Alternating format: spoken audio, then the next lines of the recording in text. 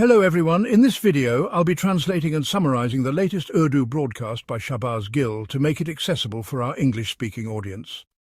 Let's go through the key developments and insights in Shahbaz Gill's words.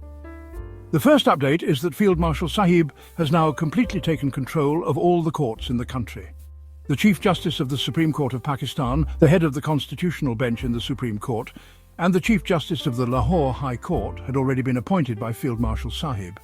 Today, the Chief Justices of the remaining High Courts across the country were also appointed according to Field Marshal's wishes. This means that from today, Field Marshal Sahib has complete dominance and control over all the courts in the country. From now on, the law and constitution will be what Field Marshal says. There will be no voices of protest from any court anymore. However, today, the nation also discovered a new traitor, someone who many people once considered a hero. What does this say about the nation's fate? Why are we stuck with such rotten eggs who, though once considered heroes, turn out to be traitors? We will shed light on who this new traitor is, and also give you the full account of today's Supreme Judicial Council meeting. We will attempt to explain whether Pakistan's generals truly manipulate so much that heroes turn into traitors, or if these traitors and lackeys have always been there, just invisible to us. Alongside this, a surprising interview of Khawaja Asif has surfaced, in which he termed Field Marshal's visit to the US as a personal trip. Furthermore, former Prime Minister Imran Khan had a meeting with his lawyers and his sisters in the Adiala jail today, where he announced the launch of a new movement. We will discuss this in detail as well, as it was also revealed today that Imran Khan has lost weight.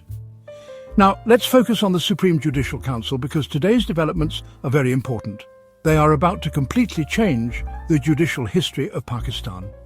First, as mentioned earlier, the Chief Justices appointed to the Supreme Court and the Lahore High Court have already been appointed by Field Marshal. In the Supreme Judicial Council, which had 16 members, only a few members, like Chaudhary Nizamuddin, had to be appointed by force. But apart from him, all the other members were already aligned with Chaudhary Nizamuddin, meaning they had a majority in their hands. Then what happened today? Why did they need a traitor? Because even the ones they had previously appointed, their own planted people, were resisting the massive corruption happening, and they were refusing to comply. So they needed a new traitor to get a vote in the Supreme Judicial Council. Let's now look at the appointments in Sindh and Balochistan, where the senior-most judges were appointed as Chief Justices, and they were unanimously chosen. This was because they were the senior-most, and no one had an objection. Perhaps Chaudhary Nizamuddin didn't need judicial control in Sindh and Balochistan, so the treatment there wasn't the same as in Punjab and Khyber Pakhtunkhwa. In these provinces, the senior-most judges were appointed as Chief Justices. But the issue started in Punjab, as you already know, where a junior judge, Justice Alia Neelam, was promoted to Chief Justice. This caused a stir, and the same happened in Peshawar. Now, in the recent Supreme Judicial Council meeting, the second most senior judge was appointed as Chief Justice, even though the most senior judge didn't get the position because he was not obedient to Chaudhary Nizamuddin. But the most shocking appointment happened in the Islamabad High Court, where Justice Sarfraz Dogar, ranked 15th, was brought in and appointed as Chief Justice. Today's events are crucial as they reveal the inner workings of the system. Justice Shaukat Siddiqui, the one who had once stood up in the Islamabad High Court and claimed that ISI was involved in influencing court decisions, was the same judge who is now being revealed for his ties to the establishment. Once ISI chief Faiz Hamid left, Shaukat Siddiqui's fortunes changed. He was given back his perks and privileges and eventually became the chairman of a government body. The nation had once considered him a hero, especially after he took up the case of murdered journalist Arshad Sharif, when no other lawyer was willing to do so. However, it is now clear that he too was playing along with the establishment. Today, Justice Shaukat Siddiqui, despite once accusing ISI of meddling in the courts, voted in favour of appointing Justice Sarfraz Dogar, who was clearly aligned with the establishment. This decision revealed his true nature. He, along with others, had been acting as a pawn of the system all along. The nation had been fooled into thinking he was a hero, but today his true face was exposed. This is how the game of deceit works. Those who appear as heroes often turn out to be nothing more than lackeys when their masks are removed. Justice Shaukat Siddiqui's actions today mirror those of others who, despite claiming to uphold religion and moral integrity, have used their religious facade to mask their true nature. People like him and Ansar Abbasi, who profit from religion, are just a few examples of how corruption seeps into the very fabric of our nation.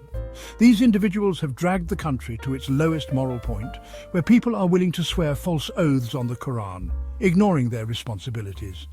It's a tragic story of how those who claim to uphold justice are actually selling it for personal gain. Today, a meeting took place with Mr. Imran Khan. However, there was no meeting with Alima Khan, nor with Mr. Salman Akram Raja. But the two sisters met with him. Out of these two sisters, there was a brief 1.5-minute meeting between Imran Khan and one of his lawyers, and a 15-minute meeting with the sisters. After the meeting, they shared what was discussed. They said that Imran Khan's weight had decreased, and when they asked him why his weight had reduced, he explained that the heat inside the cell was severe. He is kept in that cell for 22 hours a day. Yes, 22 hours are spent inside the cell. I have told you many times how small that cell is. And inside it, during this heat, he is kept for 22 hours. His weight loss is due to the extreme heat and the fact that he is not allowed to move around inside. Additionally, he said that all his books had been taken away, the hardships on him had increased, and any small things like books or other items he had were also confiscated. He also mentioned that instead of the 27th Amendment, it would be better to announce a monarchy. He said that the whole nation is being enslaved, and he would rather spend his life in prison than live in slavery. After this, he praised the members of the Punjab Assembly, especially Ahmed Booker, and suggested holding an assembly outside the premises. He said he is happy when he gives advice to his friends, and then his leader endorses it. Recall, I mentioned this in a recent vlog where I suggested that the members of the Punjab Assembly should hold their assembly outside, and I've said this many times before. We also praised Mr. Booker for his effective or partially effective protest, which led to the removal of our members. In my previous analysis, I mentioned that the 26 members who were removed had no stake inside anymore, so they should now protest outside. I hope the same status is given to others, and our protest, which had been dormant for a long time, will now start again. Today, Imran Khan also appreciated this and emphasized it. We will follow up on this and inform you of how often protests are held outside the Punjab Assembly and how many times assemblies have been held outside. We will keep you updated. The next news we want to share is related to the same topic. Imran Khan has now announced a movement after the 10th of Muharram. He said that if we don't protest, this monarchy will continue and people will remain slaves.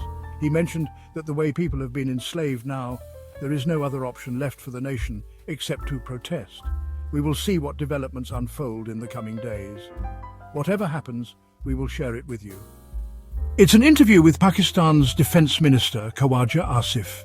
Today, I don't know whether he came from his bath or wherever he was getting his shave, but throughout the interview he kept stroking his beard as if he were at a barber's shop getting a shave. He didn't seem to know that he was sitting on television, or perhaps was unaware of basic manners. In any case, he kept rubbing his beard. But today, he made some very surprising comments. First, listen to what he said about the Field Marshal's visit. He clearly stated that he had read in the newspaper that it was a personal visit, and that he thought it was a personal visit. When Nadim Malik asked him about President Trump's involvement, which clearly wasn't a free lunch, he didn't respond in a clear way. He said that the Field Marshal was not the nephew of President Trump, but perhaps something else happened. He seemed clueless. Then he said that it was probably an official visit. It was as if he had no idea what was going on. This is the defense minister I'm talking about, who didn't know anything. When the conversation shifted to Palestine, instead of addressing the core issue, he played with words. For example, you know that Israel and America have named the agreement the Abraham Accords. The name Abraham is dear to Muslims, but the terms attached to it, especially regarding Gaza and Palestine, are not so favorable.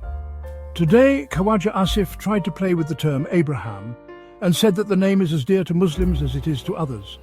But this is not about Abraham. It's about the deal in which Palestinian rights, especially over Gaza, are being compromised. When Nadim Malik asked him whether Pakistan was being pressured under this agreement, he didn't give a clear response. Imran Khan and Quaid-e-Azam always made clear statements saying that we would never compromise on Palestine's fundamental rights. However, Khawaja Asif said, when the pressure comes, then we will see. His personal opinion doesn't matter here. People don't sit with him to listen to personal opinions. As a defense minister, he should present the government's stance. But he repeatedly avoided providing a clear answer and only mentioned that the Field Marshal's visit was a personal one. From this, you can infer that the promises made by the Field Marshal during the visit, especially regarding Israel, are likely true. I suspect that the promise to recognize Israel has already been made, along with certain decisions regarding Gaza. If you combine the details from Khawaja Asif's interview and other aspects, it becomes clear that he is not owning up to the promises made. His statement suggests that he is not acknowledging what was agreed upon. Whether he realizes it or not, the national issue has been compromised, and he's trying to downplay the situation by labeling it as a personal visit. The people in power today are trying to cover up the compromises that were made during this visit, all in the name of their own power. That wraps up our translation of Shahbaz Gill's video. I hope this English version helped you understand his message better. Please like, share and subscribe to Awami Lens to help our community grow. Don't forget to leave a comment below and let me know what you thought of this effort.